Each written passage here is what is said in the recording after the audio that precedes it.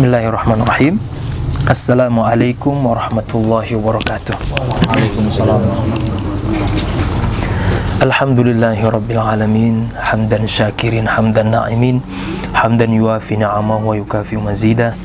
Ya Rabbana lakal hamdu kama yanbaghi lil jalali wajhikal karim wa li azimi sultanik.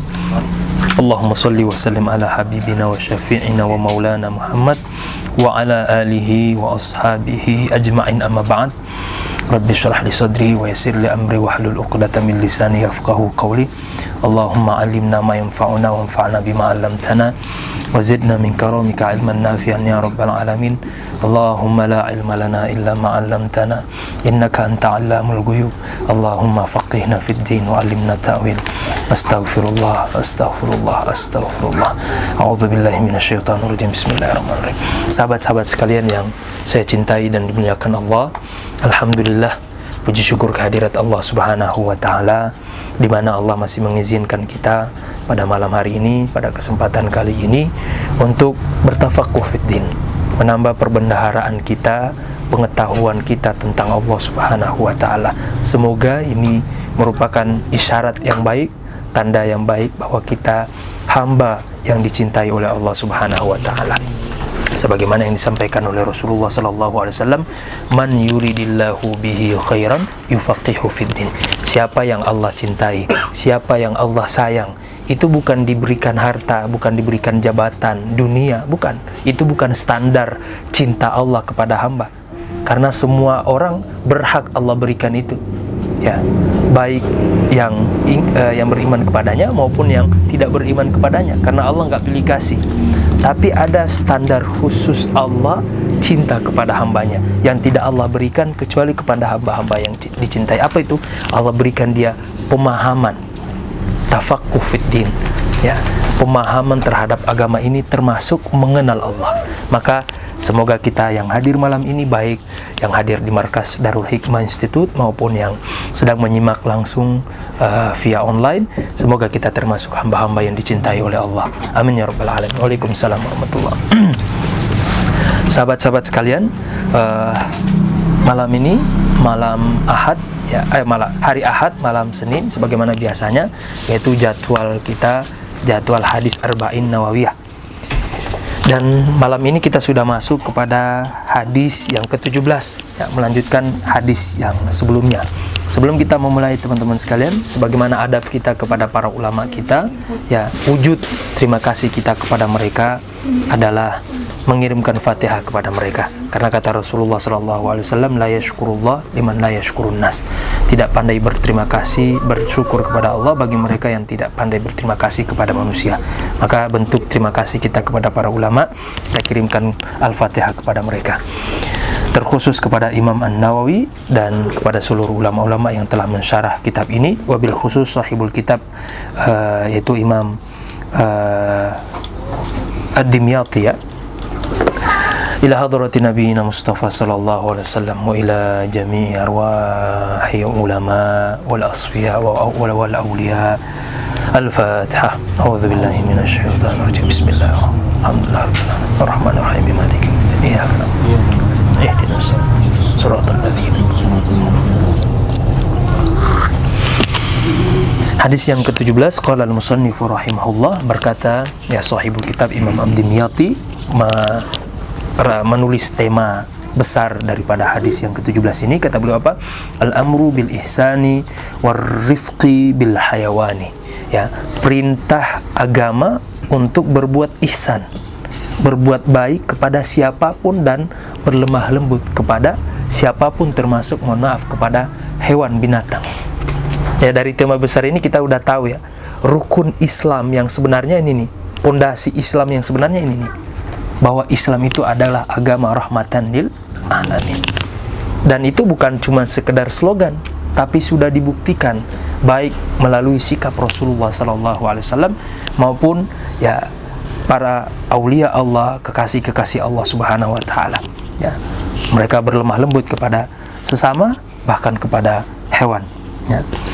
Hadis ini langsung dibawakan oleh Imam An-Nawawi, ya, dengan sanad kita yang bersambung kepada Imam An-Nawawi. Beliau kemudian berkata, langsung kepada sanad sahabat, yaitu an Abi Ya'la Shaddad ibnu Aus radhiyallahu ta'ala anhu anin Nabi sallallahu alaihi wasallam qala innallaha katabal ihsan ala kulli syai'in fa idza qataltum fa ahsinul qitlah wa idza dzabhtum fa ahsinudz dzibhah wal yuhidda ahadukum syafratahu wal yurih dzabihatahu rawahu Muslim.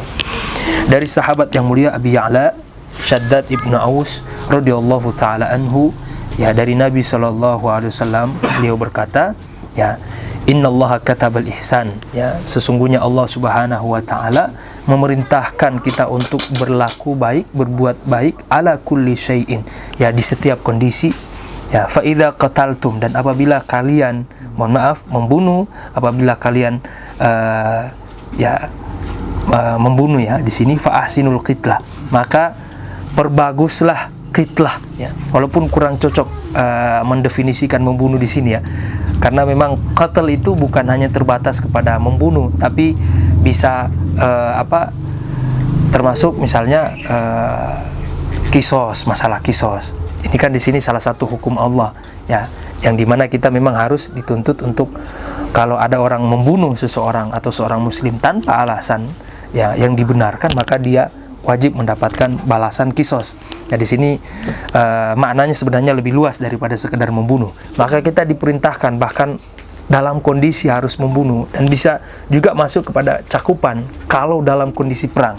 Ketika kita memerangi orang-orang non-muslim, ya, orang-orang yang ingkar kepada Allah, dan memang kalau sudah waktunya, maka dalam kondisi yang seperti itu pun kita diperintahkan untuk memperbagus, memperbaiki, ya, fa ahsinul qitlah, ya, membunuhlah, ya, sebaik-baik cara, ya, jangan dizolimi, jangan dicabut disiksa, jangan, ya, tapi kalau bisa satu kali tebasan langsung mati.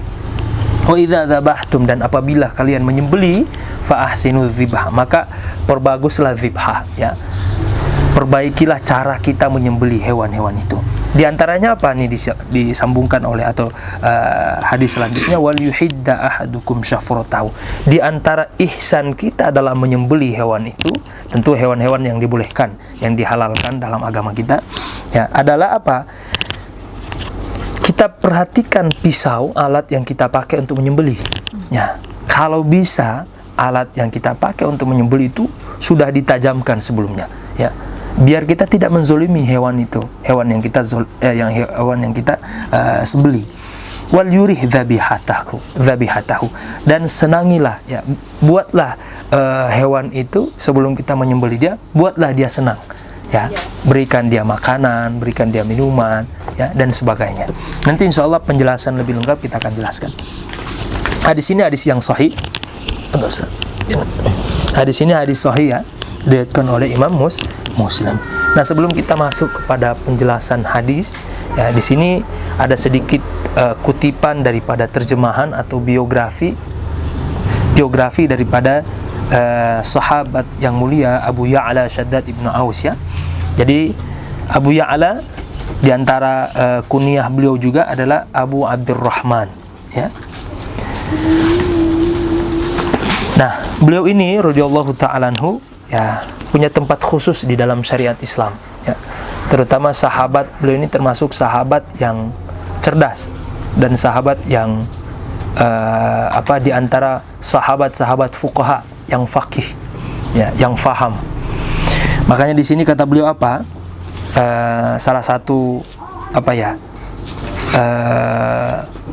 pendapat sahabat yang namanya Abu Darda, beliau mengomentari sahabat ini, yaitu Abu Abdurrahman atau Abu Ya'la. Kata beliau apa? Kata Abu Darda, inna likulli ummatin faqihan. Setiap umat itu ada orang yang faqih. Pasti Allah utus, ya, atau Allah lahirkan dari rahim setiap umat itu pasti ada orang yang faqih, yang alim.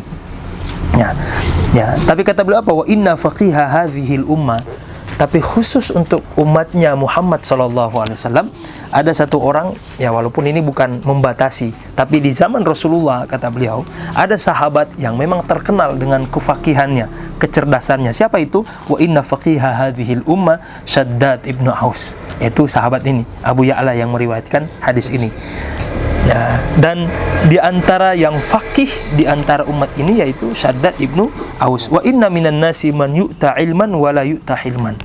Dan kata beliau, ada orang atau ada di antara manusia yang Allah berikan ilmu tapi Allah tidak berikan kelembutan. Tapi khusus Shaddad ibnu Aus Allah berikan kedua-duanya. Makanya kata beliau apa? Wa inna Aba Ya'la, maksudnya sahabat ini yang meriwayatkan hadis ini, qad utiya ilman wa hilma. Allah berikan kedua-duanya. Ya, dan ini di antara kekhususan sahabat ini. Ya, ada orang yang Allah berikan ilmu tapi tidak diberikan kelembutan. Tapi ada orang yang Allah berikan kelembutan, minim ilmu. Nah, yang lengkap, paket lengkap ini nih. Ya, beliau paket lengkap spesial. Diberikan ilmu dan juga kelembutan. Kenapa beliau bisa diberikan kelembutan? Ya, ada sirnya, ada rahasianya. Ternyata setiap kali beliau mendapatkan ilmu dari Rasulullah, didikte hadis, langsung beliau amalkan. Enggak tunggu lama, langsung diamalkan pada saat itu. Maka rahasia kenapa beliau bisa diberikan kelembutan, nah ini, ya, keberkahan daripada ilmu. Ilmu apapun yang kita dapat, terutama ilmu yang berkaitan dengan kolbu, kapan kita mengamalkan ilmu itu, maka Allah langsung berikan samaroh, buahnya, berupa kelembutan.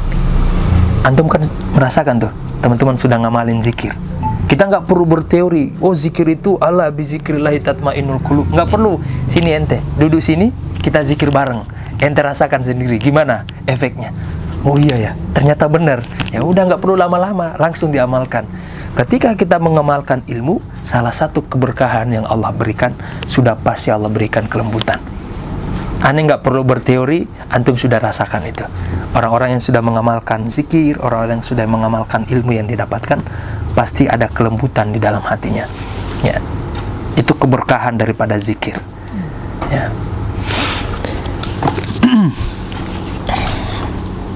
Waqila innahu fuddila 'alal ansari bi khaslataini. Nah, karena memang Abu Ya'la ini sahabat yang mulia. Abu Ya'la, beliau termasuk sahabat yang Al-Ansar dari Madinah. Ya.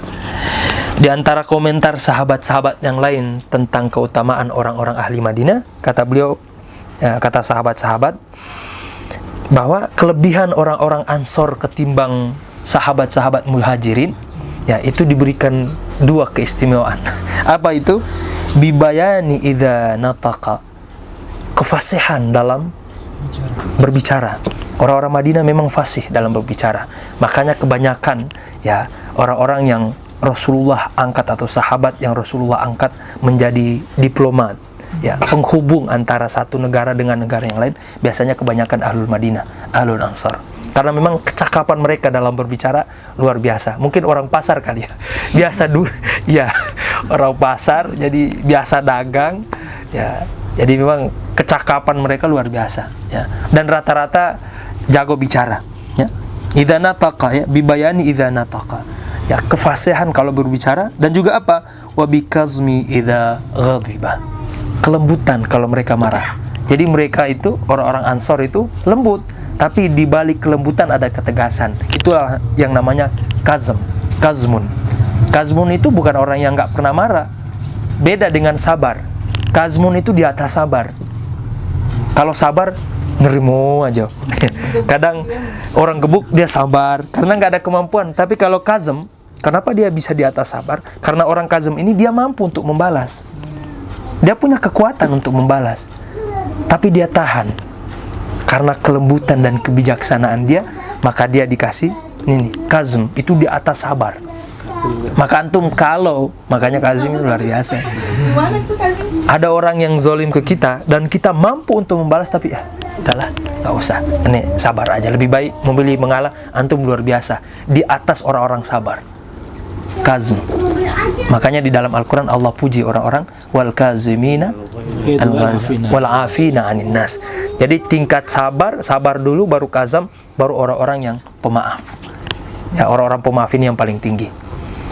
Ya, tapi teori memaafkan bukan berarti bukan berarti kita tidak boleh mengingat itu. Makanya kan Gus Dur pernah ditanya, ya walaupun ini celotehan ini beliau ya, yang melengsarkan Anda siapa? Dibilanglah, disebut tuh, Anda marah nggak? Oh enggak, saya sudah memaafkan nggak, Gus Dur? Yaudah, saya udah maafkan, tapi saya nggak lupa. Ini makom afu namanya. Ya, afu itu bukan berarti dia nggak lupa, maksudnya bukan berarti dia melupakan semuanya, enggak. Dia memaafkan, itu afu namanya. Tapi dia punya hak untuk selalu mengingat itu. Ya, jadi kita ini belajar begini bukan dituntut jadi malaikat. Kita masih manusia, ya. Ya. Jadi afu itu jangan salah sangka ya. Jadi bukan berarti kamu maafin aja, lupain. Loh, kita manusia, kita punya hak dong untuk mengingat supaya kita ambil pelajaran. Ya, ingat itu bukan berarti kita balas dendam, enggak. Ya, makom afu itu udah memaafkan. Dia udah memaafkan kesalahan itu, tapi dia ingat supaya jadiin pelajaran buat dia, nggak terulang, supaya dia tahu bahwa ternyata sakit kalau dibuat begini, maka saya nggak mau berbuat ini ke orang lain, gitu. Ya. Ya. Nah, teman-teman sekalian dimuliakan Allah. Ya, kita masuk kepada penjelasan hadis ketika Rasulullah mengatakan innallaha katabal ihsan. Di sini kataba di sini ada beberapa makna ya, di antaranya makna tolabah. Jadi selain makna dihimbau, diwajibkan ya, juga bermakna tolabah, diminta. Jadi kalau kita terjemahkan, sesungguhnya Allah Subhanahu wa taala ya meminta kita untuk berlaku baik kepada setiap kondisi. Jadi kurang lebih seperti itu terjemahannya. Kenapa? Li'annahu a'ammu faidatan li syumulil ihsanil wajib wal mandub. Karena memang lebih cocok, lebih relevan kalau kita terjemahkan kataba ini dan kita kaitkan dengan ihsan, berlaku baik ya.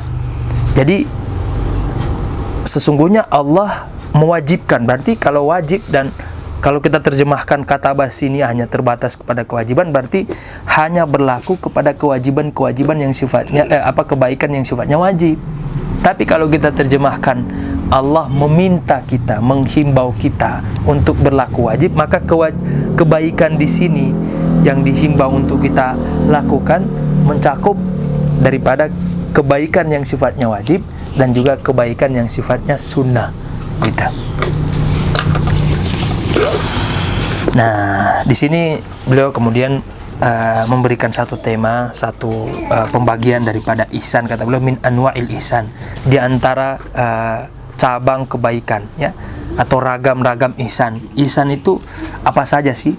Apakah setiap kondisi memang kita dituntut untuk berlaku baik, atau hanya pada kondisi-kondisi tertentu saja, atau memang setiap saat kita disuruh untuk berbuat baik? Nah, kata beliau apa? Waku. Di sini kan di dalam hadis Rasulullah mengatakan innallaha katabal ihsan ala kulli syai'in. Ya. Kalau kita terjemahkan pada setiap kondisi, ya, kulli syai'in. Nah, pada setiap kondisi, pada setiap objek, ya, kita disuruh, dianjurkan untuk berbuat baik kepada siapa saja dan apa saja yang harus kita berlaku baik. Ya, yashmal an-nafas wa ghairuha minal ahli wal khadami wasairin nasi hatta al-anbiya alaihi wassalatu wassalam wal ulama wa kadzal malaika wal jin wal bahaim was sama wal ard wan nabat wasyajar. Ternyata di dalam Islam, nah inilah salah satu di antara ajaran Islam yang sangat mulia, yaitu kita dituntut, dianjurkan untuk berbuat baik kepada siapapun dalam kondisi apapun. Bahkan kepada diri kita sendiri, Allah menuntut kita untuk berbuat baik. Jangan zolim dengan diri kita sendiri. Ya, apa saja nanti beliau akan jelaskan. Nah, adapun untuk berbuat baik kepada diri, karena hak diri ini ada hak teman-teman sekalian. Karena diri kita ini bukan kita yang menciptakan diri kita, tapi Allah. Maka Allah ingin kita untuk menjaga amanah ini. Ya, di antaranya merawat nafsu kita, merawat jiwa kita. Makanya saya selalu menekankan bahwa kajian tasawuf itu tidak pernah menyuruh kita untuk menghilangkan nafsu. Karena nafsu itu tidak melulu sifatnya negatif. Ya. Bahkan justru nafsu itu bisa mengantarkan seseorang untuk usul ilallah. Kapan? Ketika nafsu itu bisa kita tundukkan, bisa kita faham, bisa kita kenali nafsu-nafsu itu, ya. Dan setelah itu, setelah kita kenali, kita kendalikan. Ya, maka insya Allah dengan nafsu yang seperti ini bisa mengantarkan kita kepada usul ilallah, kenal kepada Allah. Inilah substansi daripada hadis, ya, man arafa nafsahu faqad arafa rabbahu. Siapa yang mengenal jiwanya dengan karakternya, ya, dengan seluruh karakter-karakter jiwa itu, maka dia bisa mengantarkan atau bisa mengantarkan kita kepada kenal kepada Allah. Nah, kebaikan apa saja yang dituntut, ya, atas kita untuk jiwa kita, untuk diri kita, fahuwa an yahmilaha ala fi'li ta'at. Maka wajib bagi kita berbuat baik untuk diri kita sendiri. Bagaimana caranya berbuat baik untuk diri kita? Ya, bawalah diri kita taat kepada Allah. Karena jiwa ini yang menciptakan siapa? Allah. Maka wajib bagi kita yang Allah amanahi, ya, Allah titipkan jiwa ini untuk membawa dia kepada ketaatan kepada Allah. Ya, wajib bagi kita itu. Karena kalau enggak, Allah akan tanya, ya, sudah berbuat apa saja kamu dengan jiwa, dengan diri yang sudah saya titipkan ini. Makanya kan nanti ditanya di akhirat. Tanya tentang apa? Tentang umur kita. Sudah kemanakan umur kita? Allah akan tanya itu. Ya. Jadi maka kita selalu memanfaatkan setiap menit, setiap detik, ya, setiap waktu yang Allah berikan kepada kita. Kalau bisa jangan sampai kosong daripada mengingat Allah Subhanahu wa taala. Dan mengingat Allah itu nggak mesti harus menyebut. Justru capek kita menyebut nama Allah. Allah pakai lisan, ya. Karena itu bukan apa ya. Orang kalau sudah cinta dia nggak perlu menyebut nama kekasihnya, ya, tinggal diingat-ingat aja, ya. Itu sudah masuk menyebut. Tapi lebih canggih lagi, ya. Ya, maka zikir di sini bukan saja terbatas pada menyebut nama Allah, ya, tapi masuk kepada mengingat dan juga menyaksikan, ya. Mengingat Allah, mengingat kebaikan-kebaikan Allah itu masuk kepada zikir, ya. Dan juga masuk kepada cakupan zikir ketika kita membawa diri kita kepada ketaatan, ya. Itu zikir bil fi'il, ya, zikir dengan perbuatan kita, ya. Bahkan ketika kita makan, ketika kita minum, ketika kita sedang melakukan hal-hal yang perkara-perkara mubah, harus kita ingat Allah supaya perbuatan kita bernilai pahala di sisi Allah, ya. Ada cinta Allah di situ. Jadi setiap kita makan jangan lupa doa. Bahkan mohon maaf, urusan ranjang ketika kita sedang menggauli istri kita, doa supaya kita selalu ingat Allah, ya. Karena kita sebagai manusia, kita faham kelemahan diri kita nggak lebih banyak lalai kepada Allah daripada ingat, ya. Maka sebagaimana kata para ulama kita, man la yudraku kullu la yutraku jullu. Kalau kita belum mampu untuk mengambil semuanya, setidaknya jangan ditinggalin semuanya, gitu. Kalau kita belum mampu berzikir seperti Rasulullah setiap saat berzikir kepada Allah, ya, minimal jangan jadi setan, ya, yang lalai, yang lupa sama Allah, ya, gitu, ya. Ada waktu-waktu tertentu yang kita pakai untuk zikir, ya, gitu. Maka antum sudah luar biasa kalau sudah mau berzikir sejam 30 menit duduk, ya, dikondisikan berzikir, ya. Walaupun Allah nggak kasih kasyaf, walaupun Allah nggak kasih macam-macam, tapi Allah sudah kasih saja kita duduk sejenak 30 menit, ya, itu sudah luar biasa, lebih daripada Allah kasih kasyaf. Kenapa? Karena Allah sudah kasih cinta. Hanya orang-orang yang dicintai oleh Allah yang mau duduk sejenak berzikir. Karena berat, nggak semuanya bisa, ya. Walaupun kita punya kesempatan, punya waktu, tapi coba lihat, adakah semua kita bisa melakukan itu? Enggak.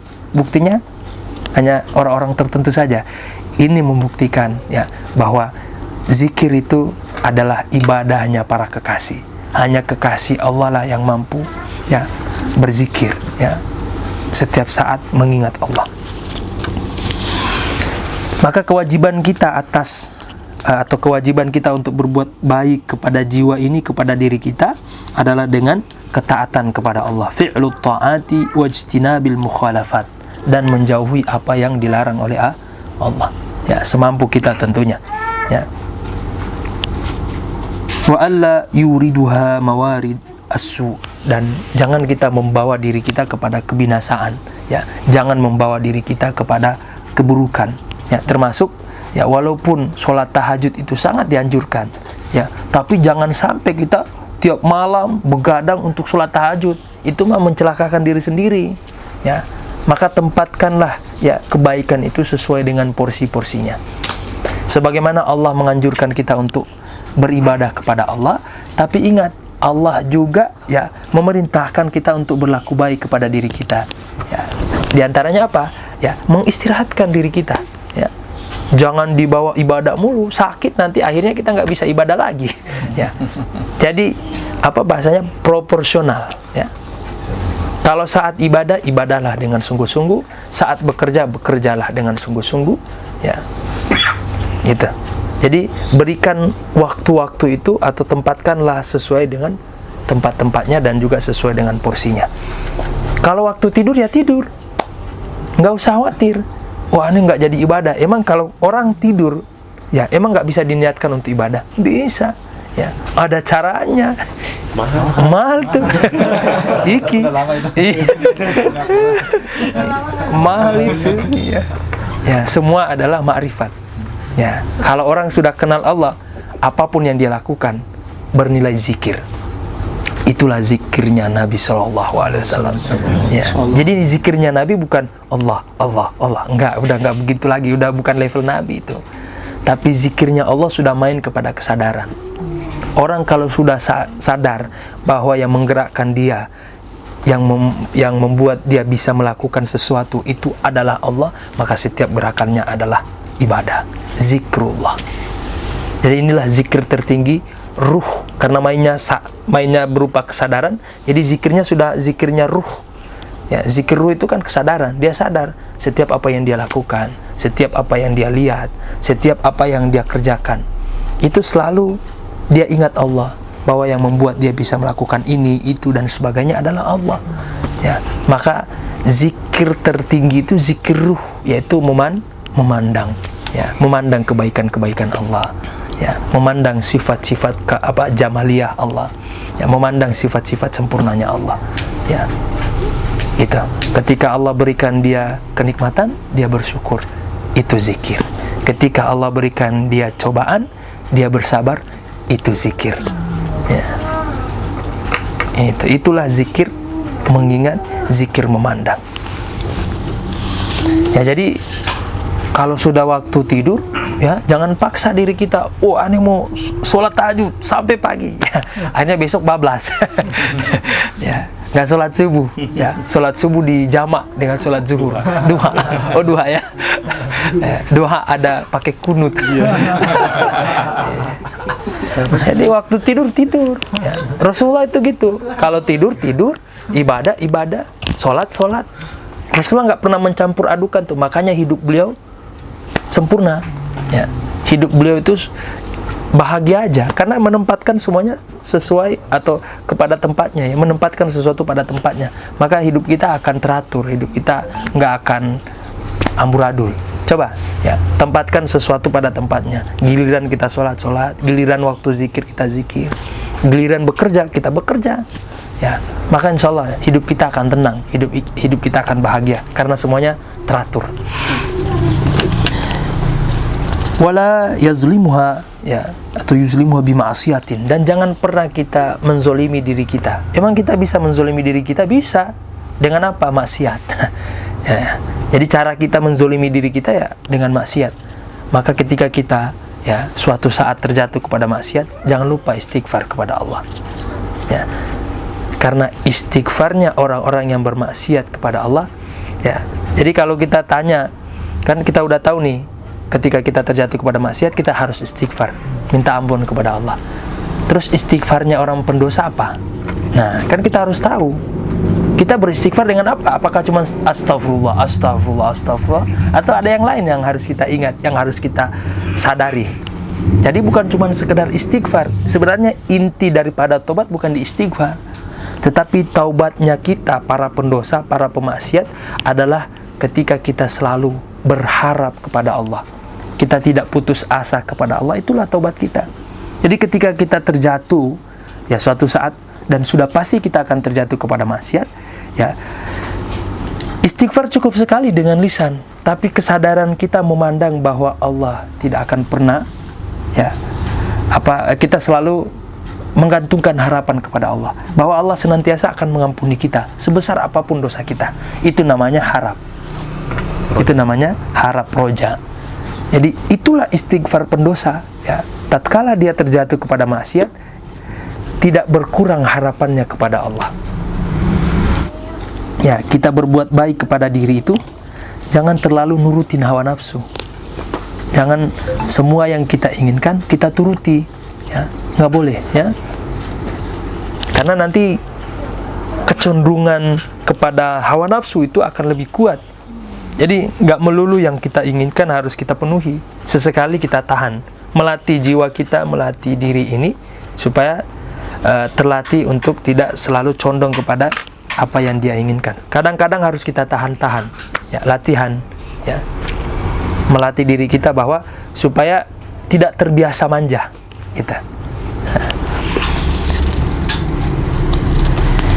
Nah, teman-teman sekalian, wa amal ihsanu ilal ahli, dan adapun berbuat baik kepada keluarga dan kepada pembantu. Nah, ini juga ada kewajiban kita untuk, ya, himbau kita untuk berlaku baik kepada keluarga, ya, kepada pembantu, karena memang sebaik-baik kita para lelaki itu, ya, khairukum li ahlihi, kata Rasulullah. Sebaik-baik kalian para lelaki itu sebaik dia memperlakukan istrinya. Jadi standar kebaikan para lelaki itu bukan di luar rumah, bukan ketika dia bermuamalah dengan teman-teman sesama dia, bukan itu standar akhlak baiknya dia. Tapi lihat dia bagaimana dia dengan istrinya, lihat dia bagaimana dia dengan orang tuanya, lihat dia bagaimana dia dengan pembantunya, ya. Itu di situ standar seorang akhlak seorang laki-laki, akhlak seorang suami. Di situ standarnya. Makanya kata Rasul apa? Khairukum li ahlihi wa ana khairukum li ahli. Sebaik-baik kalian standarnya itu di keluarganya. Kalau dia baik kepada keluarganya, maka orang itu sudah pasti baik, ya. Tapi kalau dia bejat, ya, dia suka mukul istri, ya, itu sudah pasti buruk akhlaknya. Walaupun dia berpura-pura di depan orang. Orang kan kita bisa berpura-pura, tetapi nggak bisa berpura-pura dengan istrinya. Karena yang menemani dia 24 jam istrinya, ya. Kita bisa berpura-pura di depan orang 1, 2 jam, 3 jam bisa. Tapi kita nggak bisa berpura-pura dengan orang rumah, ya. Karena setiap saat, ya, kita ditemani oleh istri kita. Jadi yang paling paham, yang paling tahu tentang diri kita, ya, istri kita. Makanya kita diajarkan untuk berbuat baik kepada perempuan. Dan memang standar laki-laki, baiknya laki-laki, bagaimana dia menempatkan perempuan itu, ya. Kalau dia suka merendahkan perempuan, suka melecehkan perempuan, itu sudah pasti bejat, buruk akhlaknya, ya. Jadi kalau kita mau, apalagi teman-teman yang mungkin jadi bos atau, ya, punya karyawan, jadi untuk melihat integritas seseorang itu lihat di situ. Termasuk nanti bisa dilihat tuh, ya, bikin soal inilah, ya, tanya jawab tentang istrinya, ya. Itu bisa kita tentukan, ya, integritas dia, ya, bisa dilihat di situ. Nah, fahuwa an yu'ashirahum bil lutf, ya, wa husnil khuluq, ya. Nah, ini salah satu kewajiban kita untuk berbuat baik kepada keluarga adalah berlemah lembut dan juga berakhlak yang baik, ya, muruhum bil ma'ruf, dan juga kita memerintahkan keluarga kita, ya, atau seseorang itu standar dia baik kepada keluarganya, selalu mengajak keluarganya kepada kebaikan. Wa yanhahum 'anil munkar, dan selalu menjaga keluarganya, menjaga anak-anaknya, menjaga istrinya daripada berbuat kemungkaran. Wa yu'allimuhum. Nah, ini yang paling penting. Maka laki-laki itu standar dia di sini, ya. Makanya walaupun kita sibuk, ya, sesekali sempatkan waktu kita dalam sepekan itu sekali kita untuk ngaji. Walaupun itu masih sangat kurang, ya, tapi setidaknya itu sudah menggugurkan kewajiban kita untuk keluarga kita. Karena keluarga kita punya hak mendapatkan ilmu dari kita. Ya, maka memang yang paling cocok untuk mengajarkan perempuan, istri, ya, kita sebenarnya. Ya, suami, sebagai suami. Makanya yang paling wajib untuk menuntut ilmu, ya, suami. Jangan sampai istri kita lebih semangat dari kita, ya. Ganti nama aja tuh. Ya. Chandrawiyah. Ya. Iya, Siti Chandra. Oh iya, pakai Siti, ya.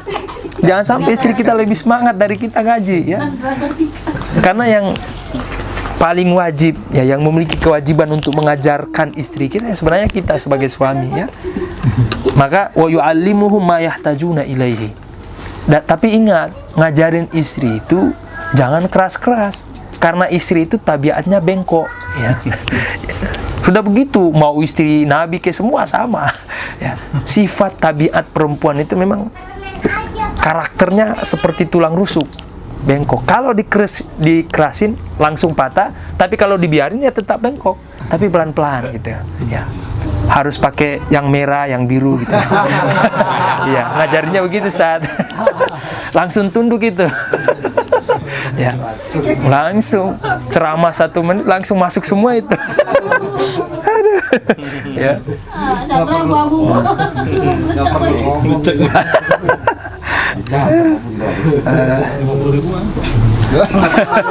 Oh, belum jawab. Ya. Wala yukallifuhum ma la yutiqun. Dan juga, salah satu kita berbuat baik kepada keluarga, kepada istri, kepada pembantu, tidak membebani mereka dengan perkara yang tidak sanggup mereka lakukan.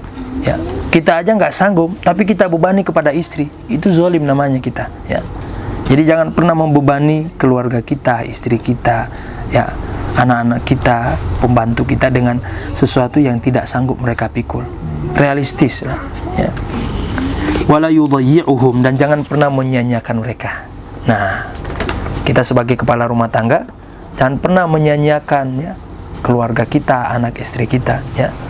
Jadi standar akhlak kita di sini. Kalau ada laki-laki yang menyia-nyiakan keluarganya, dia punya keluarga tapi dia nggak peduli dengan keluarganya, ya, maka dia termasuk ini nih, ya, orang yang kurang baik, ya, punya akhlak kurang punya integritas yang buruk. Faqad qala sallallahu alaihi wasallam, kafa bil mar'i ithman an yudayya man ya'ul. Ya, cukuplah seorang laki-laki itu dikatakan dia berdosa ketika dia menyepelekan, dia menyanyiakan keluarganya. Karena ketika kita sudah menikah, itu berarti sudah pindah alih tanggung jawab itu. Ya. Maka kita punya tanggung jawab untuk membiayai, ya. Kita punya tanggung jawab untuk, ya, menafkahi keluarga kita. Maka kalau ada orang cuman kawin nggak mau menafkahi, ya, itu mohon maaf, ya, laki-laki bejat itu. Ya. Karena laki-laki dia keluar dari fitrah laki-laki. Karena laki-laki itu secara fitrah, naluri dia, kalau sudah ada yang dia pikul beban amanah, pasti dia bertanggung jawab. Itu naluri laki-laki. Jadi kalau ada laki-laki seperti itu berarti dia di luar, ya, bukan laki-laki namanya. Ya, nggak jantan. Ya. Wa amal ihsan ila sairin nas. Adapun tuntutan berbuat baik, ya, berlaku baik kepada seluruh manusia, fahuwa alla yaghshahum. Jangan pernah mengkhianati mereka. Ya. Ini soal integritas lagi, ya. Jadi salah satu cara kita berbuat baik kepada orang, kepada manusia secara umum, ketika kita sudah tidak, dalam arti ketika kita tidak mengkhianati mereka, ya, maka insya Allah kita terhitung pahala, ya. Terhitung tuh, ya, pahala dan juga terhitung bahwasanya kita sudah berbuat baik kepada mereka. Bal yansahu lahum, ya. Bahkan, ya, kita sesekali memberikan mereka nasihat, ya. Apalagi kita memang punya ilmu, ya. Jadi jangan tunggu sempurna untuk menasihati orang. Jadi ketika antum sudah punya ilmu, ya, sudah punya ma'rifat, nggak apa-apa, ya, sesekali sampaikan nasihat kepada teman-teman dekat kita, saudara-saudara, kerabat kita, ya. Bukan untuk menggurui mereka, bukan, tapi karena kita sayang kepada diri kita. Kita nggak punya bekal yang banyak, maka cara kita membekali diri kita, ya, adalah ini nih, ya. Tapi berilah nasihat yang sesuai dengan kapasitas kita, bukan menggurui, bukan juga memposisikan kita sebagai alim, ulama. Beda lagi, ya. Ya, nasihat itu kan nggak mesti yang berat-berat, ya. Kita wa yuhsinu suhbatahu, dan memperbaiki hubungan dengan mereka, hubungan kekerabatan, ya. Memperbaiki pergaulan dengan mereka, dan ini berat sekali teman-teman sekalian. Ya, teori mudah, gampang, tapi prakteknya susah. Apalagi kalau kita sudah hidup bertetangga, waduh, berat. Ya, berat sekali kita hidup bertetangga. Teorinya kita mudah, tapi prakteknya, masya Allah, na'udzubillah. Ya, Karena berat sekali. Salah satu cobaan kita ya tetangga kalau sudah hidup berdampingan. Karena belum tentu nyambung, ya belum tentu sesuai dengan ini kita, pemahaman kita. Ada tetangga yang Masya Allah dari pagi sampai malam, malam pagi nyanyi mulu ya. Bener-bener Masya Allah, curhat soalnya tetangga kita ya. Masya Allah, walau alhamdulillah nggak di sini, ya di luar pagar dia nyanyi ya Masya Allah. Aneh bilang kapan dia tidur ini? Pagi jadi malam, malam jadi pagi, karaoke. Masya Allah. Nah disinilah ya kita kan udah belajar ini ya. Ini di kita ya, karena udah paham ilmunya harus benar-benar ya melatih kesabaran kita. Masya Allah. Jadi jangan tuntut orang untuk memahami kita, tapi belajarlah untuk memahami orang lain, walaupun ya berat. Karena ini udah bertentangan dengan prinsip-prinsip kita ya, karena belum tentu prinsip kita itu juga sama dengan prinsip orang ya. Jadi berat, makanya berat. Hanya Rasulullah SAW yang paling sempurna sekali, Masya Allah ya, paling sempurna, sosok yang paling sempurna dalam mengamalkan semuanya ini. Nah makanya apa kata beliau, termasuk ketika kita termasuk berbuat baik kepada manusia adalah yatahammal azahum ya, bersabar dengan gangguan mereka. Berat sekali ya Allah. Ya Allah ya. Maka kita minta rahmat Allah. Irhamna ya Allah. Irhamna ya arhamar rahimin. Ya, jangan minta sabar ya. Mintalah rahmat Allah supaya Allah jauhi kita dari tetangga yang seperti ini. Ya. Ya, berat sekali ya Allah, berat ya. Maka insya Allah walaupun berat ya, tapi kalau kita suatu saat diuji dengan yang seperti ini dan kita bersabar ya menghadapi mereka, walaupun kita mampu untuk membalas itu, tapi kita bersabar, insya Allah kita dicatat oleh Allah Subhanahu Wa Taala sebagai orang-orang yang muhsin, ya, orang-orang yang sudah berbuat baik, berbuat ihsan. Wa yukrim mathwahum, dan memuliakan mereka. Ini salah satu di antara berbuat baik kepada tetangga. Jadi kalau kita punya kelebihan, ya, nggak perlu kita disuruh, nggak perlu, tapi dengan penuh kesadaran kita berbuat baik, ya. Apalagi kan kita di Cirende ini, alam Cirende saling bertetangga ya. Jadi nggak apa-apa lihat saudara kita ada yang kurang, ada berbuat baiknya, berikan kelebihan itu. Insya Allah kita tercatat sebagai orang-orang yang muhsin. Wa yu'allimuhum ma yanfa'uhum fi ma'ashihim wa ma'adihim, ya, dan mengajarkan mereka kepada perkara-perkara yang bermanfaat bagi dunia mereka, ya. Kalau kita punya ilmu, ya, apapun itu yang berkaitan dengan skill yang bisa. Jadi kalau ada saudara kita yang susah, jangan mulu kita bantu pakai uang. Sesekali kita ajarin mereka skill, biar nggak manja, ya. Dan itu kita nggak salah kok, ya. Karena membantu itu nggak mesti harus pakai duit, ya. Ajarin skill, ajarin ilmu, ya. Itu sudah lebih dari cukup membantu saudara kita, ya. Jadi kalau misalnya ada orang yang minta-minta, apalagi sekarang kan lagi menjamur tuh, yang di lampu merah, ya. Sesekali jangan kasih duit, nggak apa-apa. Ajarin dia 1-2 hal, ya. Atau misalnya kita kasih dia, ya, untuk, ya, Anda terinspirasi, ada video iklan pendek, ya. Ada orang yang minta-minta gitu. Dibawa sama orang itu masker kan sekarang bisa dijual, ya. Dibawa 1 kotak. Dia bilang, daripada ente minta-minta, nih aneh kasih masker, ente jual, ya. Nih antum pegang maskernya, dia ada duit. Jadi dia, aneh orang pertama yang membeli masker itu, nih aneh beli 1, supaya dia nggak manja gitu. Dan insya Allah itu termasuk ihsan, ya. Jadi jangan mulu kasih duit dia mulu, ya, ntar manja dia, ya. Sesekali kita kasih yang begituan, dan itu insya Allah lebih bermanfaat bagi dia. Adapun dia mau balik lagi jadi pengemis, mah itu urusan dia. Ya. Yang penting urusan kita sudah membantu dia gitu. Wa yurshiduhum ila sabilil khairat wajtinabil munkarat. Dan di antara bentuk kebaikan kita kepada manusia, kepada orang lain, kepada sesama adalah menunjuki dia kepada jalan kebaikan. Jadi kalau antum punya kerabat, punya teman, punya sahabat, ya, dan antum sudah ngaji, jangan biarkan dia sendiri, jangan biarkan dia Enggak apa-apa, sesekali share ya. Antum, tulisan antum, rangkuman antum share ya. Apalagi kayak Ustadz Sufyan ya.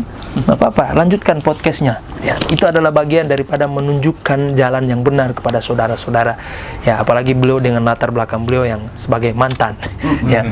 Insya Allah mudah-mudahan bisa lebih tercerahkan, karena lebih meyakinkan mantan. Kalau aneh yang ngomong kan, emang ente siapa? Emang pernah jadi ya?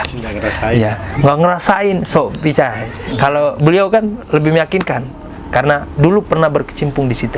Ya, mudah-mudahan niatkan sebagai amal jariah, niatkan sebagai ini nih ihsan kepada sesama. Ya, tapi ingat, kalau kita sudah masuk bersinggungan dengan orang banyak seperti ini, pasti ada gangguan. Disitulah ujian kita untuk bersabar. Namanya kalau sudah hidup sesama, sudah saling berdampingan, apalagi kita sudah mulai nih menunjuki teman-teman, saudara, kerabat kepada kebaikan, pasti ada yang mencemooh kita ya. Dan disitulah riyadhah kita, latihan kita ya. Wa yas'alullah lahum al-hidayah wa taufiq. Nah, di antara bentuk kebaikan kita mendoakan hidayah kepada saudara kita. Jadi jangan pelit-pelit mendoakan saudara kita ya. Apalagi kalau kita posisi sebagai guru ya, sesekali guru itu kirim Fatihah ke muridnya. Apalagi murid ya, sudah pasti wajib kirim Fatihah ke guru sebagai bentuk nih ya, ihsan ya kepada guru dan juga kepada dirinya sendiri ya. Walaupun ya jangan melulu Fatihah, guru masih hidup Fatihah mulu. Yang penting tanggal 7. Iya, guru masih hidup Fatihah mulu ya. Kalau guru sudah mati, Fatihah bermanfaat. Masih hidup, Fatihah mulu. Sekali-sekali ke ngasih amplop gitu. Iya. Nggak, ini candaan alam Cirenda aja tuh. Ya. Ya, Fatihah, doain guru kita, doain sahabat kita supaya mereka bisa sama-sama istiqomah. Jangan egois ya. Jangan cuman kita aja, surga itu luas ya. Jangan kita aja yang masuk surga, kesepian nanti antum. Surga begitu luas ya. Sama seperti antum dikasih fasilitas tapi cuman antum sendiri ya. Kesepian ya. Sama seperti Nabi Adam kesepian ketika berada sendiri di surga. Jadi ajak saudara kita, doain dalam diam kita, itu ihsan. Jadi nggak perlu saudara kita tahu, doain aja dia dalam kesendirian kita ya. Apalagi guru kita tentu sudah pasti lebih berhak mendapatkan doa kita. Nah, wa yatasaddaq an mautahum ya. Dan kalau kita punya kerabat, kita punya sahabat dekat ya, dulu sama-sama dalam perjuangan ya, dan dia sudah mendahului kita, sesekali kita bersedekah atas nama dia ya. Bersedekah atas nama dia. Sedekah kepada orang yang meninggal saja bermanfaat, apalagi sedekah kepada orang yang masih hidup, apalagi kepada guru. Ya, tapi jangan pakai nama sedekah, masa rendah sekali guru. Sedekah Buya. Sedekah di masjid sana, bukan aneh.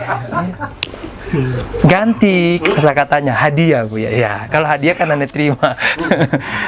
Gitu ya. Sedekah ya, sedekah kepada. Hina banget pakai sedekah. Enggak, aneh enggak terima sedekah. Santunan ya. Apalagi santunan ya Allah Rabbi. Hina banget ya. Santunan. Santunan gue. Ya. Santunan itu ke anak yatim duafa, bukan ke guru yang sehat walafiat. Ya, bersedekah ya. Nah, kalau kita punya kerabat, kita punya teman, apalagi orang tua yang sudah mendahului kita, ya kita bersedekah. Ya, itu sedekah. Apalagi kita wakafin sesuatu yang manfaatnya bisa dirasakan banyak orang, bisa dirasakan lebih lama. Justru lebih mimbabil aula, lebih utama lagi. Wa yad'u lahum bil maghfirati wa rahmah. Nah, ini sudahkah kita senantiasa sering mendoakan saudara kita? Doakan supaya diampunkan, doakan supaya dirahmati sama Allah. Jangan-jangan kita egois ya.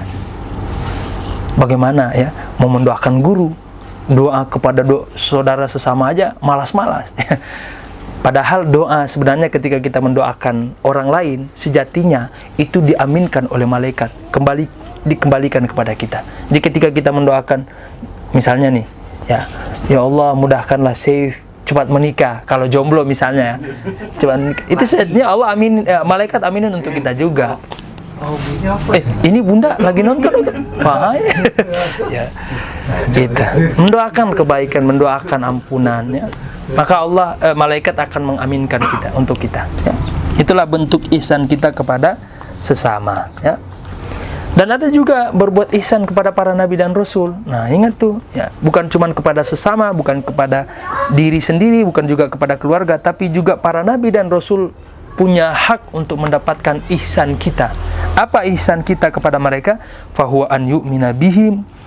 Kita beriman kepada mereka semuanya tanpa terkecuali. Tanpa terkecuali. Ya, wa bima ja'u bihi an rabbihi. Dan kita mengimani apa yang mereka bawa. Ya. Wa annahum safwatullahi ta'ala min khalqi. Dan harus kita yakin bahwa, ya, ini salah satu bentuk ihsan kita kepada mereka, bahwa kita yakini semua nabi itu orang-orang suci, ya, disucikan oleh Allah Subhanahu wa ta'ala. Maka di antara bentuk kezoliman kita meyakini bahwa para nabi dan rasul bisa berbuat salah, dosa, bahaya, ya. Sebagaimana ini salah satu di antara kekeliruan, mohon maaf ya, Syekh Ibnu Taimiyah. Beliau termasuk yang meyakini bahwa para nabi dan rasul itu bisa berbuat dosa kecil. Ya, hasyanillah. Para nabi dan rasul itu terjaga dari, bahkan ya, maksum dari bahkan dosa kecil. Tapi kalau masalah sahu itu taraf khilaf manusiawi. Ya. Terus bagaimana dengan kondisi Nabi Adam alaihissalam? Itu bukan dosa, itu tidak pantas, sahu. Karena Allah bilang, ya, secara zatnya aja makan buah emang terlarang? Enggak kan? Enggak. Apalagi di surga semua sudah dihalalkan, jangankan makan buah. Ya. Mohon maaf, berhubungan badan dengan bidadari aja boleh, nggak jadi masalah. Masa buah dilarang?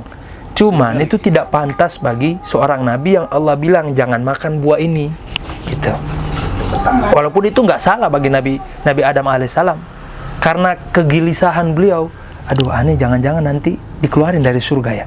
Aneh pengen dekat kepada Allah. Aneh nggak mau dijauhin dari Allah. Kegelisahan beliau itu aja yang kemudian dibaca oleh iblis. Oh, bisa dimanfaatin nih. Ya, akhirnya apa? Dibisikin, hei iblis, hei Adam, maukah kamu aku kasih kabar bahwa kalau makan buah itu kamu akan kekal. Makanya namanya buah khuldi, buah kekekalan, yang dimana kalau makan buah itu nanti orang bisa hidup kekal abadi di surga.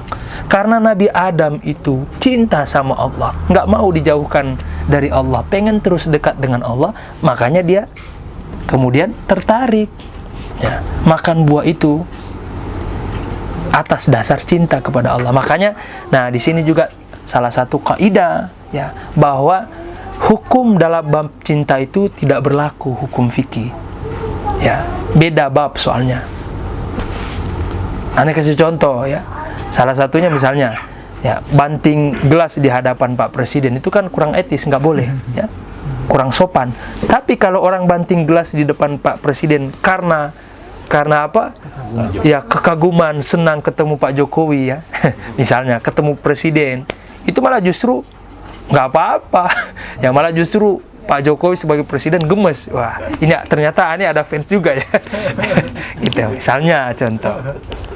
Jadi dalam bab cinta hukum tidak berlaku. Ya. Karena pembahasan beda wilayah. Nah, contohnya yang lebih real itu Nabi Adam alaihissalam.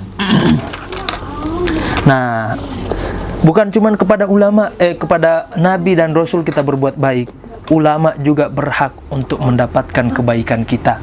Dan wajib bagi kita berlaku baik kepada mereka. Ulama, wali-wali Allah asfiya. Apa saja, ya, bagaimana kita berbuat baik kepada mereka? Ya, fahuwa bitauqirihim, menghormati mereka. Siapapun, kalau mereka ulama, walaupun berbeda pendapat dengan kita, tidak sesuai dengan kita, tapi mereka sudah membawa ilmu ini, maka wajib bagi kita untuk berbuat baik kepada mereka dengan cara menghormati mereka. Tidak boleh menghina mereka, merendahkan mereka, nggak boleh. Ya, wajib bagi kita, karena itu bentuk kebaikan kita kepada mereka. Siapapun dia, bahkan ketika harus berbeda pandangan dengan kita, harus wajib bagi kita untuk menghormati mereka. Ya. wa qabul ma yarawnahu, dan juga menerima pendapat mereka, ya, menerima ya pendapat mereka, wa adamu idzaati auratihim, dan salah satu bentuk ihsan kita kepada para ulama kita tidak menyebarkan kekurangan aib-aib mereka. Bahaya, karena daging ulama itu beracun. Ketika kita sudah panjang lisan kita kepada mereka, mengulik-ngulik aib mereka, sudah mulai mengomentari yang sampai kepada terjatuh kepada merendahkan mereka, hati-hati. Ya, sunnatullah berlaku. Maka Allah akan kulitin kita habis-habis, sehabis-habisnya. Ketika kita mulai membongkar, menyebarkan kekurangan aurat, ya, kekurangan ulama-ulama kita. Namanya ulama kita kan manusia, ya, wajar mereka justru dengan tergelincirnya mereka kepada kesalahan, ya, itu menunjukkan bahwa mereka manusia, ya, bukan nabi, ya. Nah, ternyata bukan cuma kepada ulama, kepada wali-wali Allah kita wajib berbuat baik, kepada malaikat juga, ya, termasuk malaikat wajib berbuat baik kepada mereka. Tapi cara berbuat baik kita kepada mereka apa? An yu'mina bihim, beriman kepada mereka semuanya tanpa terkecuali, ya. Wa ya'taqid annahum ubadun mukramun, dan kita harus meyakini bahwa mereka itu hamba-hamba Allah yang dimuliakan Allah, tidak pernah bermaksiat kepada Allah. La ya'sunallaha ma amarahum wa yaf'aluna ma yu'marun wa an yuhsina asyratal hafadha minhum. Nah, ini juga yang paling penting, karena kita ini kan dijaga sama malaikat. Allah mengutus 2 malaikat untuk menjaga kita, ya, belum lagi malaikat-malaikat yang lain yang ikut membersamai kita. Bagi mereka yang taat kepada Allah, itu sudah pasti dijaga sama malaikat. Maka jangan pernah menzolimi malaikat, terutama yang 2 ini, malaikat hafazah. Dengan apa? Dengan maksiat, ya. Kapan kita bermaksiat, lari dia dari kita. Makanya wajar ada orang yang kena bala, kena musibah dan sebagainya, ya, bisa jadi, walaupun ini tidak seutuhnya seperti itu, ya, bisa jadi ketika itu malaikat tidak sedang menjaga kita, ya, ternyata ada lisan kita yang, ya, atau ada perkataan kita yang membuat mereka bisa jauh dari kita. Pada saat itulah kemudian kita tertimpa musibah, bala, bisa jadi, ya. Nah, termasuk jangan melakukan perkara-perkara yang tidak mereka sukai, ya. Misalnya apa? Ya, perkara-perkara yang tidak mereka sukai, ya begitu tadi tuh, ya. Misalnya kita mohon maaf, ya, termasuk yang tidak disukai oleh para malaikat, bau busuk. Malaikat itu kurang suka dengan bau busuk, dan sebaliknya senang dengan yang bau-bau harum. Makanya diantara sunnah Nabi SAW, beliau selalu membakar bukhur di rumah. Nah, itu salah satu mengundang malaikat masuk ke dalam rumah kita. Dan kalau malaikat sudah senang betah di rumah kita, rumah jadi adem. Iya. Ini rumah nggak pernah dibersihin, udah bau kayak apa, dibiarin, oh, udah wajar, banyak jin setan. Ya, jangan-jangan kita setannya juga. Karena setan biasanya suka yang begitu tuh, ya. Maka coba, ya, biasakan. Ini merupakan salah satu di antara sunnah Nabi SAW, itu senang membakar bukhur di rumahnya. Murah kok tuh bukhur itu, ya, bukhur 100.000, ya, yang parfumnya dibakar. Atau kalau kemahalan, semprot-semprot aja pakai ini, ya, parfum ruangan. Itu salah satu cara kita berbuat baik kepada malaikat, karena malaikat itu kan senang membersamai kaum muslimin, ya. Apalagi yang baik, yang suka sedekah, yang suka ibadah, suka zikir, senang mereka, ya. Nah, itu salah satu cara kita berbuat ihsan kepada mereka, ya. Nah, ini juga nih, ya, yang suka merokok nih, ya, jaga bau mulut, ya. Habis ngerokok, kalau mau sholat, mau zikir, itu jangan lupa sikat gigi, ya. Jangan lupa mulut itu harus harum-harum, karena kan di sebelah kiri kanan kita ada malaikat. Kita zikir la ilaha illallah, tapi bau rokok ini, aduh, terganggu malaikat itu, langsung menjauh dia, ya. Ini mengganggu ini katanya, ini lagi ikut, jengkol, ya, bau apalagi jengkol. Ya, walaupun itu makanan raja. Kalau guru saya bilang makanan ahli surga, kan semua di surga ada, termasuk jengkol. Ya. Amin, ya, selama masih di dunia, ya, siapa nyobain dari sekarang? Siapa tahu, ya, makan makanan ahli surga. Amin. Jadi amin, amin, ya Rabbal alamin. Ya. Tapi jangan lupa juga gosok gigi. Habis makan jengkol nggak gosok gigi, wah, kacau tuh, ya. Jadi gosok gigi ya. Bagi bentuk Rasulullah itu senang bersiwak. Nah, itu salah satu bentuk ihsan kita kepada mereka ya. Jadi jangan sering-sering, kalaupun kita memang masih terbiasa ngerokok ya, kita nggak kelarang, nggak mengharamkan ya. Guru-guru saya merokok, cuman kalau saya sendiri saya nggak merokok ya. Nah, kalau habis ngerokok jangan lupa sikat gigi ya, supaya malaikat itu betah membersamai kita. Nah, ternyata yang berhak juga mendapatkan ihsan kita bukan cuma malaikat, ternyata jin juga berhak mendapatkan ihsan kita ya. Wa amal ihsanu ilal jin ya, tapi bagaimana atau seperti apa kita berbuat baik kepada jin? An yad'uuhum ilal khair, mengajak mereka kepada kebaikan ya. Wa tarku asyarr ya, dan tidak mengganggu mereka. Antum jangan sembarangan kencing sembarangan di pohon ya. Iya, mereka terganggu dengan itu. Wajar, habis itu kesurupan terus nyalahin pohon pisang ya. Padahal dia sendiri habis ganggu ini jin yang tinggal di balik pohon pisang. Jadi jangan sembarangan, mereka itu juga terganggu ya. Ya, gitu. Jadi harus jaga juga adab kita kepada jin ya. Nah, mengajak kepada kebaikan ya, ini tentunya ini tugas khusus ya. Nggak semua orang bisa mengajak kepada kebaikan kepada bangsa jin ya. Cuman mereka yang punya akses tentunya ke sana. Dan tidak mengganggu mereka ya. Tidak mengganggu mereka dengan gangguan-gangguan yang kita sebutkan tadi itu ya. Termasuk kalau kita mau buang air panas di wastafel ya. Ya, itu jangan lupa baca bismillah. Supaya jin-jin baik yang tinggal di situ, kan mereka ini jin-jin itu makhluk yang halus, makhluk halus. Saking halusnya dia bisa menempati di segala ruang dan waktu. Karena mereka nggak berfisik.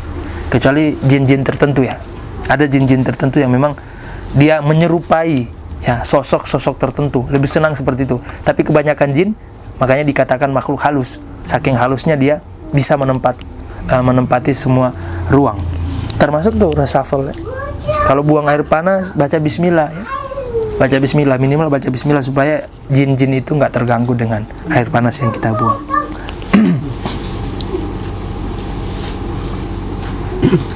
Nah, termasuk ketika kita ini ya, ketika kita salam sehabis sholat ya, niatkan tuh ya, ini termasuk bentuk ihsan kita kepada mereka ya. Wa an yanwiyahum bisalami minas shalah ya. Makanya kalau antum sholat ya, walaupun sholat sendiri di rumah, tetap niat sebagai imam. Karena malaikat jin-jin muslim itu ikut sholat dengan kita ya. Karena mereka ini termasuk mukallaf ya, makhluk Allah yang dibebani untuk menjalankan syariat. Karena mereka ini punya keterbatasan, maka mereka mencari manusia yang lebih sempurna, bisa menuntun dia, bisa diikuti sama dia untuk melakukan kebaikan termasuk sholat. Jadi kalau antum sholat ya jangan lupa niatkan sebagai imam supaya mereka ikut makmum ya. Dan insya Allah itu sebagai terhitung sebagai bentuk ihsan kita kepada mereka. Nah, wa amal ihsanu ilal bahaim, adapun bentuk ihsan kita kepada hewan ternak, fahuwa alla yuji'ahum wa la yu'attishahum. Nah, ini penting sekali bagi teman-teman yang memelihara ya hewan ternak dan sebagainya, atau yang semisalnya ya, yang punya hobi memelihara binatang-binatang ya, burung. Nah, ini kan lagi viral burung, kucing ya, macam-macam ya, reptil. Jangan lupa, jangan sampai mereka kelaparan. Karena kalau mereka lapar itu zolim ya. Kita bisa masuk neraka, disiksa sama Allah gara-gara mereka. Jadi kalau nggak sanggup dengan budget kita melihara kucing bagus ya, nggak sanggup kasih makan, lepas aja atau kasih orang, itu lebih aman ya, daripada kita maksa melihara dia tapi nggak sanggup beli makanannya dia. Karena bentuk ihsan kita adalah menjaga mereka supaya tetap makan ya. Jangan sampai mereka kelaparan, jangan sampai mereka kehausan, dan jangan pernah memukul hewan ya. Jangan pernah, karena mereka makhluk Allah ya. Apalagi saya termasuk kalau sama kucing itu suka gemes. Jadi kadang nggak sadar kita gemes, itu kucing udah kesakitan ya, pengalaman. Jadi makanya nih itu kalau istri pengen Bi, pelihara kucing. Enggak, jangan. Ntar nanti tersiksa. Ada pernah tuh gigit telinganya dia sampai nangis. Ya Allah, di luar kontrol karena terlalu lucu gitu. Astagfirullahaladzim, nangis, udah lepas aja. Ya, karena kita gemes ya sama hewan-hewan lucu seperti itu. Nah, jadi jangan sampai kita memukul mereka atau menyiksa mereka ya, tanpa ada sebab ya. Kalau mereka nakal, kalau mereka ini ya nggak apa-apa ya. Tapi kalau nggak ada sebab kita siksa mereka, kita pukul, kita berdosa ya. Wala yukallifuhum minal amali ma la yutiqun. Nah, ini biasanya bagi orang-orang yang memelihara hewan-hewan yang biasa dipakai dalam kehidupan sehari-hari seperti kerbau ya dan sebagainya, sapi, maka jangan pernah membebani satu pekerjaan yang di luar batas kemampuan dia. Seperti kerbau ya, apa ini sawah ya, ya bajak sawah ya, jangan 24 jam bajak sawah mulu dia, kasihan, dia ada hak untuk makan minum ya. Istirahatkan dia, jangan membebani pekerjaan yang dia tidak sanggup untuk melakukannya. Makanya bahkan di sini disebutkan di antara bentuk ihsan kita bahkan kepada hewan, kepada kuda yang biasa kita pakai dalam kehidupan sehari-hari ya, wala yastamirru rakiban 'ala dabbah ya, wa hiya waqifatun illa lihaja ya. Jangan sampai kita pakai terus-menerus tuh hewan itu yang kita, dan ini kita bisa kiaskan ke benda-benda sehari-hari kita yang membantu keseharian kita, motor, mobil.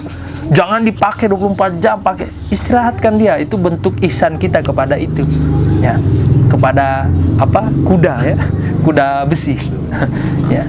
Kita harus berbuat baik juga kepada mereka. Kalau sudah haknya ganti oli ya, itu sebagai hak dia mendapatkan itu, ihsan kita ya. Jangan zolim ya. Ini kepada binatang-binatang yang memudahkan ya keseharian kita.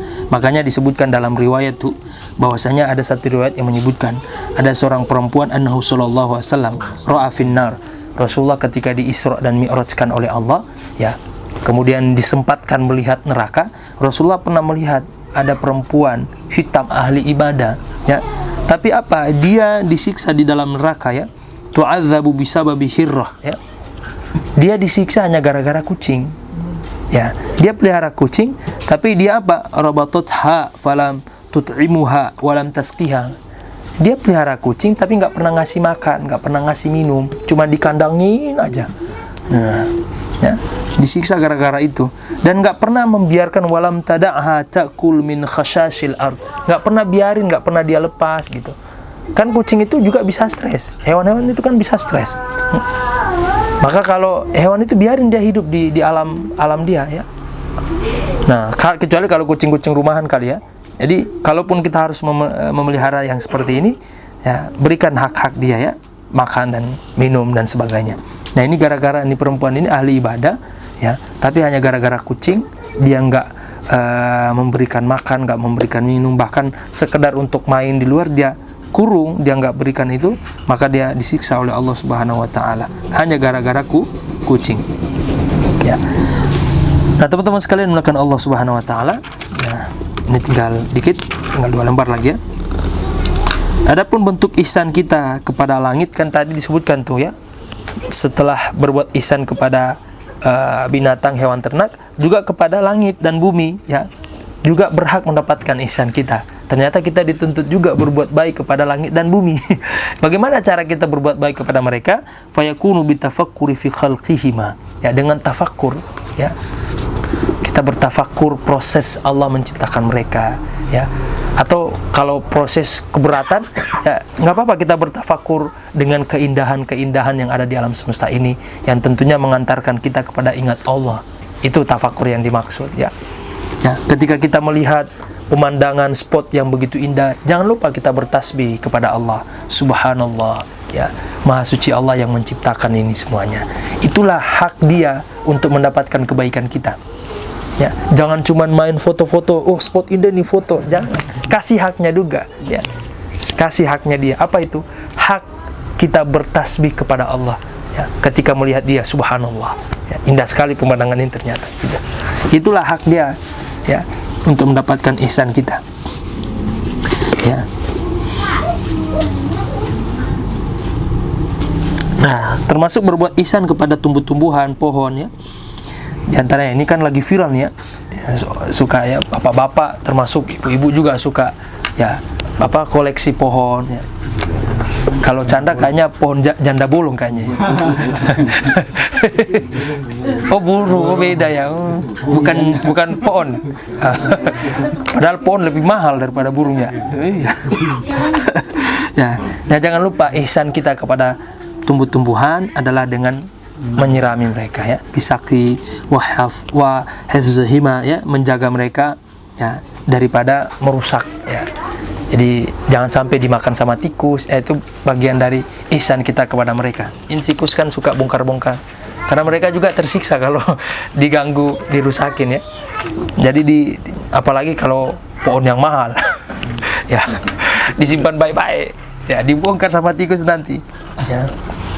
Faidha qataltum, dan apabila kita membunuh, aradtum qatla man yajuzu qatlahu. Maksudnya kalau kita mau atau hendak membunuh, tentunya membunuh di sini cakupannya luas, dan juga man yajuzu qatlahu, sesuatu atau siapa yang dibolehkan untuk dibunuh ya, orang-orang kafir dalam peperangan ya, dalam kondisi kisos. Kalau ada negara yang menjalankan itu, melaksanakan hukum kisos itu, fa ahsinul qitlah, maka perbaguslah kita untuk berkisos itu ya. Nah, makanya kata beliau apa? Maksudnya di sini ihsanuha ikhtiyaru ashalit turuq ya. Ya, carilah metode yang paling mudah ya supaya orang itu langsung mati gitu ya. Ba akhaf, ini agak ekstrim ini terjemahan dia. Susah menerjemahkan, cari mufradat yang ini nih. Ya udah begitu aja ya. Carilah cara yang cepat supaya dia cepat meninggal gitu. Jangan kita siksa ya, potong-potong, jangan ya, itu zalim ya. Bahkan Islam sendiri inilah bentuk rahmatnya Islam ya. Bahkan dalam kondisi-kondisi yang dibolehkan untuk membunuh, kita dituntut untuk berbuat ihsan ya. Kecuali bagi pezina, na'udzubillahi min dzalik, yang muhson ya, pezina yang sudah menikah ya, sama-sama sudah menikah tapi berzina. Nah, ini memang di dalam syariat kita memang seolah-olah terkesan sadis. Tapi justru hikmahnya luar biasa kalau bagi mereka yang melihat itu. Salah satunya mencegah. Ya, itu kan ada efek jerah secara psikis bagi yang melihat, ternyata begini ya efek daripada kita berzina yang sudah menikah. Berharap supaya nanti orang yang menyaksikan itu nggak mau melakukan itu. Ya, itu bagian dari efek psikologi namanya. Ya. Ada ketakutan, nggak? Orang kan harus ada sebab. Ya, kadang manusia seperti itu. Ya, dia untuk takut kepada sesuatu, dia harus dikasih takut dengan sebabnya, gitu. Kenapa? Kan nggak semua kita bisa takut kepada Allah. Ya, karena tingkatan keimanan kita beda-beda. Ya, ada orang-orang tertentu, orang-orang awam yang takut kepada Allah setelah dia membaca siksa-siksa Allah, neraka Allah, baru dia takut. Gitu. Nah, sama, supaya mencegah daripada orang berzina, kasih takut dengan yang seperti ini tuh ya. Zina muhson ya. Na'udzubillah, semoga Allah melindungi kita dari itu semuanya ya. Karena memang khusus untuk zina muhson, memang cara membunuhnya memang agak kejam ya. Dilempari batu, ditanam setengah badan, kemudian ditimpuk satu kampung dengan batu ya. Itu beda lagi, liwat itu. Liwat, hukuman liwat. Kalau hukuman pezina yang sudah muhson, yang sudah menikah, dikubur setengah badan, kemudian dilempari batu sampai meninggal ya. Nah, termasuk teman-teman sekalian ya, di antara bentuk ihsan kita ketika kita harus membunuh, termasuk hewan-hewan pengganggu nih, tikus, apalagi hasyarat ya, binatang-binatang pengganggu, kecoa ya. Cicak emang mengganggu, Chandra? Ya, oke, cicak. Pokoknya hewan-hewan pengganggu ya. Ketika hendak membunuh mereka, jangan pernah membunuh mereka dengan api ya. Dibakar. Semut, Anda biasa lihat tuh, apalagi dipakai, dulu sering pakai minyak tanah. Bahaya, nggak boleh ya. Itu justru bentuk ihsan kita kepada mereka, nggak boleh. Karena yang berhak menghukumi sesuatu dengan api itu hanya pemilik api ya, Allah Subhanahu wa taala. Karena memang terkesan kejam Ya, membakar itu kejam. Ya. Itu melanggar ya, bukan enggak manusiawi itu. Makanya kata Rasulullah SAW, la yu'adzibu bin nari illa rabbun nar. Enggak boleh kita menghukumi sesuatu, enggak boleh kita mengazab sesuatu, termasuk binatang-binatang pengganggu ini, tikus, apalagi kutu, hasyarat dan sebagainya. Ya, binatang-binatang pengganggu, kecoa dan sebagainya, enggak boleh kita bunuh pakai api. Ya. Kalau sudah banyak begitu enggak apa-apa, pakai api boleh. Ini termasuk yang dikecualikan oleh para ulama kita. Ya, karena kondisi ittiror namanya. Kondisi yang sangat urgen, boleh ya.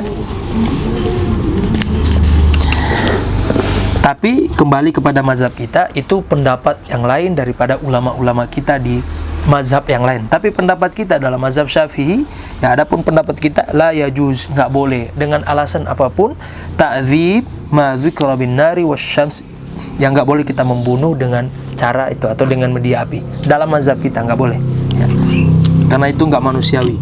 Wa idza dzabhtum, dan adapun kalian ketika kalian hendak menyembelih ya, maka perbaikilah, perbaguslah menyembelih kita.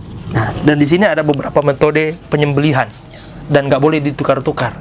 Karena ini adalah bentuk ihsan kita kepada hewan-hewan ini. Kalau sapi, kalau kambing, maka dengan cara sembelih. Ya, taruh ini gorok ya namanya ya, gorok, sembelih. Tapi kalau unta nggak boleh disembelih, justru kita zolim kepada unta. Unta caranya itu nahar namanya, ditusuk, tusuk. Karena lehernya panjang, justru kalau kita sembelih dia tersiksa karena kerongkongannya panjang. Ya, alat vital untuk bernafas dia panjang. Jadi kalau kita gorok itu tersiksa, dia lama mati. Maka dengan cara antum coba lihat di YouTube cara orang Arab menyembelih unta itu, ditusuk di bagian ini. Pakai tombak panjang ditusuk tuh. Nah, itu cara cepat dia mati. Karena inti daripada ihsan itu kan segera cepat supaya dia mati itu binatang itu. Ya. Maka kalau sapi jangan ditusuk, zolim kita, tersiksa dia dengan itu karena lama mati, nggak kena sasaran. Beda dengan hewan yang leher panjang kayak unta. Maka cara dia atau cara kita menyembelih dia dengan cara nahar, ditusuk pakai tombak tuh. Makanya diikat kakinya terus ditusuk tuh. Nah, itu langsung mati biasanya. Tapi kurang cocok metode ini kepada sapi atau kambing atau hewan-hewan yang leher pendek. Nggak tepat sasaran, justru tersiksa dia. Ya. Maka dengan cara itu tuh, nyembelih kalau hewan yang leher pendek. Dan kalau bisa, ya goloknya benar-benar harus tajam setajam-tajamnya. Dan kita menggoroknya memang harus pakai tenaga. Jangan takut-takut, setengah hati. Makanya kalau orang kayak Chandra nggak boleh menyembelih. Dia sayang, aduh, apalagi suka rawat burung kan. Aduh sayang, justru zolim kita, nggak boleh. Ya, harus orang yang tega. Ya, kayak Syekh Ghazali nih. Goloknya dia minta ampun, itu goloknya dia itu. Hadiah dari beliau tuh. Iya, harus pakai tenaga yang ekstra, dan kita nggak boleh nggak boleh setengah-setengah hati, nggak boleh sayang pada posisi seperti itu. Justru kita nggak sayang, justru bukan ihsan itu, ihsan yang salah tempat. Justru ihsan pada saat kita menyembelih itu harus sadis supaya cepat dia mati. Ya, itulah bentuk ihsan kita. Tapi kalau aneh-aneh nggak tega, makanya aneh nggak pernah menyembelih. Orangnya tegaan soalnya. Ya kalau kita tegaan Ustaz, ya jangan. Antum udah pernah menyembelih, Ustaz Sufyan? Pernah. Oh, cocok berarti. Ya, pisahkan dengan anaknya lama. Nah, ini sebagai bentuk teguran. Nabi Yakub aja ditegur oleh Allah. Ya. Soal masalah sepele binatang. Ya. Maka sebagai pelajaran bagi kita juga harus memperhatikan. Kalau kita harus menyembelih, maka pisahkanlah kawanan sapi, kambing atau hewan yang akan kita sembelih itu dari kerumunan dia. Ya. Kalau bisa ditutup matanya atau dikasih ya sekat kerumunan itu jangan sampai mereka melihat itu. Ya. Itu bentuk ihsan kita kepada mereka. Ya. Baik teman-teman sekalian yang melakukan Allah, ini dulu yang bisa saya sampaikan. Mudah-mudahan apa yang saya sampaikan malam ini bisa bermanfaat bagi kita semuanya, bisa kita amalkan untuk diri kita sendiri dan juga kita sampaikan kepada sanak keluarga kita. Ya, lebih dan kurangnya saya mohon maaf. Yang benar semuanya datang dari Allah. yang keliru, yang salah datang dari keterbatasan ilmu saya mohon ampun kepada Allah, dan saya berharap dibukakan pintu hatinya seluas-luasnya ya, untuk segera atau untuk dimaafkan ya, selama kajian berlangsung ada kata-kata saya yang kurang berkenan di hati teman-teman sekalian. Agar lebih berkahnya pertemuan kita malam ini, mari kita tutup dengan membacakan sholawat Tibbul Qulub yang akan dibawakan oleh Ustaz Ma'ruf.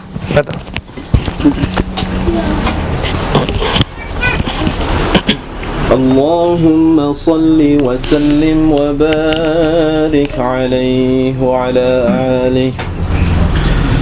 اللهم صل على سيدنا محمد طب القلوب ودوائها وعافية الأبدان وشفائها ونور الأبصار وضيائها وعلى آله وصحبه وسلم. اللهم صل على سيدنا محمد طب القلوب ودوائها وعافية الأبدان وشفائها ونور الأبصار وضيائها وعلى آله وصحبه وسلم. اللهم صل على سيدنا محمد طب القلوب ودوائها وعافية الأبدان وشفائها ونور الأبصار وضيائها وعلى آله وصحبه وسلم. Subhanakallahumma bihamdik asyhadu an la ilaha illa anta wa astaghfiruka wa atubu ilaik. Billahi taufiqul hidayah. Assalamualaikum warahmatullahi wabarakatuh. Waalaikumsalam warahmatullahi wabarakatuh.